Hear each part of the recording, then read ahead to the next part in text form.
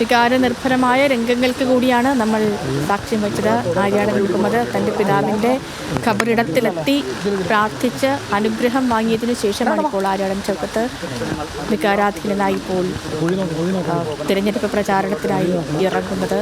അദ്ദേഹത്തിൻ്റെ ലക്ഷ്മി വളരെ വികാരനിർഭരമായ രംഗങ്ങൾ തന്നെയാണ്. കാരണം അദ്ദേഹം വീണ്ടും രണ്ടാം തവണയാണ് ആര്യാടൻ ഷൗക്കത്ത് നിലമ്പൂരിൽ മത്സരിക്കുന്നത്. 2016 അദ്ദേഹം നിലമ്പൂരിൽ മത്സരിച്ചെങ്കിലും PV അൻവറിനോട് പരാജയപ്പെട്ടു. പക്ഷേ പിന്നീട് ഇപ്പോൾ വീണ്ടും മത്സരിക്കുമ്പോൾ അദ്ദേഹത്തിൻ്റെ മനസ്സിലൂടെ ഒരുപാട് ഓർമ്മകൾ സ്വാഭാവികമായും കടന്നു പോയിട്ടുണ്ടാകും. ആ നിമിഷങ്ങളിലൂടെയാണ് അദ്ദേഹം പോകുന്നത്. വളരെ ഇനി ഇവിടെ നിന്നും അദ്ദേഹം പോകുന്നത്